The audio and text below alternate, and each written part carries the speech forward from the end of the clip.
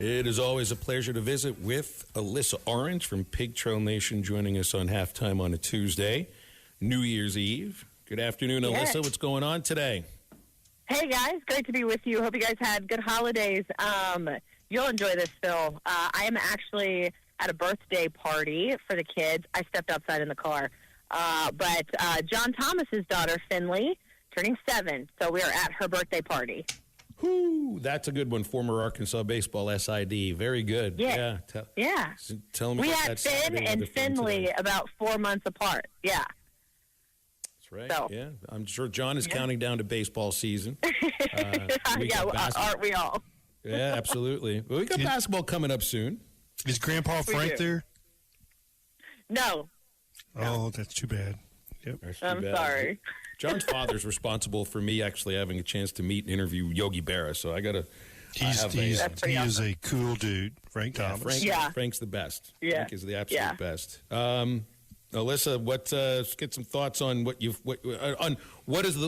from you saw from the Liberty Bowl can Arkansas take moving forward into this off season, or do you think it has more to do with the end of the season, which I don't think it does? No, I don't think so. I think that you can easily get excited about some few things that you saw. Obviously, Dasmine James has been a big storyline and the potential that he has.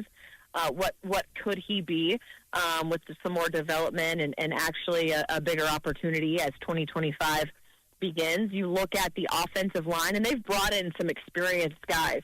But you tip your cap to guys like Brooks Egmanson, who started at center, and Kobe Brantham, and those guys were like, okay, there's some potential here. And I feel like I've said this a million times, but it's very similar to when Amarian Harris was able to play 2 years ago against Kansas and really kind of shined in that game, and what his role eventually became over the next couple of years. I also just think that you look at a guy like Taylen Green, and for Taylen specifically, the way that he played, didn't turn the football over, was able to get it to receivers, guys who he hasn't had a lot of chemistry and time with.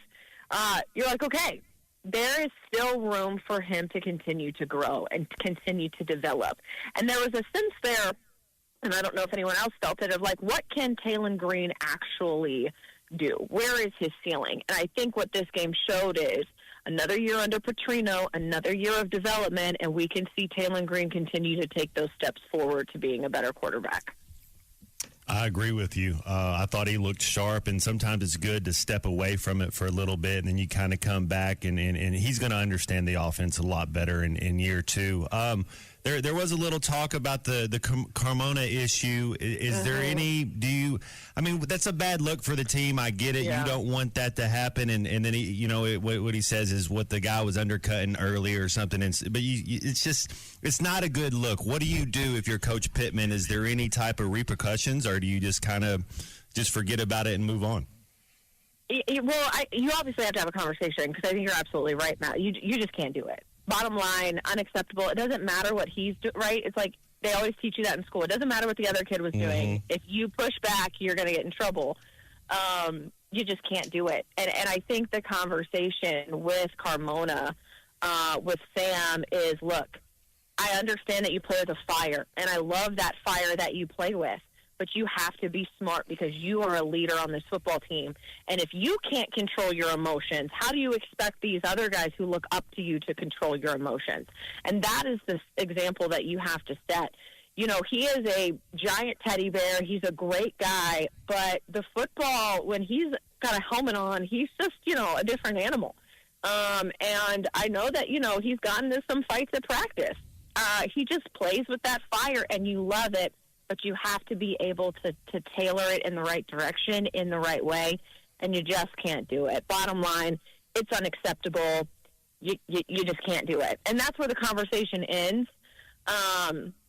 I don't really know what kind of repercussions Is it kind of like a Grayson Allen thing? If you remember that, it's like, as long as it doesn't happen again, like you do, like I agree with you. You have a conversation, but as long as it doesn't, then we don't have to worry about it anymore. Or do you see it being a Draymond Green thing where, man, it's just going to happen again and it's going to happen again? Well, I think that you say, if you're Sam Pittman, you do it again, I'm going to suspend you. Like, you do have to set an example at some point. But I don't think you throw the textbook at him after what happened in this game.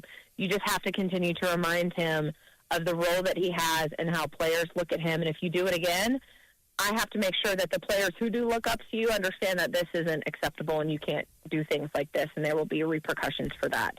Because, like you said, it's not a good look. It's unacceptable, and you just can't do it. The breakout star, obviously, was Dasmine James, and I think I'd heard yesterday he only played like a year of high school football. So, he's a redshirt freshman. We're wondering why had he not gotten on the field much, and I think it has a lot to do with just learning the sport and learning how to play this game, because I think he might be one of the more raw players in terms of just experience. But he'll get that experience next year, I would expect. Yeah. Yeah, and it's funny because I had my phone blow up, and I don't know if you guys did. Who is this kid? Where has he been? And I'm quick to remind people who jump to that is we're seeing Dasmine James at a place where the coaches trust him enough to put him in a game. What we haven't seen is the development from when he got on campus to where he is now. So you can't just assume this has been there the whole time. There's been a lot of work and some development and training, all of these things from the coaches behind the scenes to get him ready to have his opportunity and for the coaches to put him in a place where we think you're going to have success now. We're not going to put you on the football field if we don't trust you. Sam Pittman has said that about C.J. Brown. C.J. Brown played a lot as a freshman because they trusted him. And so they weren't going to put Dasmine James in a situation for him to fail, because that can really rock a kid's confidence who is still continuing to develop in this sport. They knew he was fast. Everyone knew he was fast. You just got to work on those things. So it's a good reminder to be like, yes, it's really great what we're seeing out of Dasmine James. But you got to remember, you didn't see any of the things from the start of his time on campus and then where we are now that has gotten him to this point. So don't jump and act like he's been this the whole entire time. Hey, Alyssa, are we going for a rematch? The bracket set up Texas, Georgia to be in the national championship game. Got 4 good ones going on. Give me one game that you're really looking forward to, and who do you got? Who are the teams you got winning? Yeah, someone asked me, who do you think can win the national title? I think Texas. That was my first gut instinct, is Texas. And they've got Arizona State. I don't think that game is going to be a problem. It sounds like Quinn Ewers is doing well and is healthy. Texas has a good shot. I think Oregon does as well. I really like that Oregon team. I like Dan Lanning. I'd actually like to see Oregon win a national title. These other games are interesting. This whole Notre Dame-Georgia matchup is intriguing because we just don't know what to expect from Georgia's backup QB and what that's going to look like. Now that he's got full reins and he's not coming in after Carson Beck gets hurt, like, what does this offense look like? Now, I was reading earlier that it had nothing to do with Carson Beck, but the guys just play harder for him in terms of the backup QB for Georgia. And so what does Notre Dame do about that? What about the physicality of that game? I'm very, very intrigued by that one. And then, then you've got Ohio State, too, playing against Oregon. So we'll see. But I really like Texas, and I think Texas wins it unless someone's able to slow them down. But I also really like Oregon. So that could be the next. That could be the next matchup right there. I know. For the fight. It's very exciting. So, man, it's tough. I also think, too, I think some people, a lot of people say they were disappointed after that first round. Mike and I talked about this on Ask Mike. I think a lot of it had to do with home field advantage, and that is such an intriguing aspect of these games that I don't think gets enough credit. Instead of just who they were playing, it was where they were playing. But now I think it's going to be a little bit more exciting and probably much more closer games now that we're on neutral field.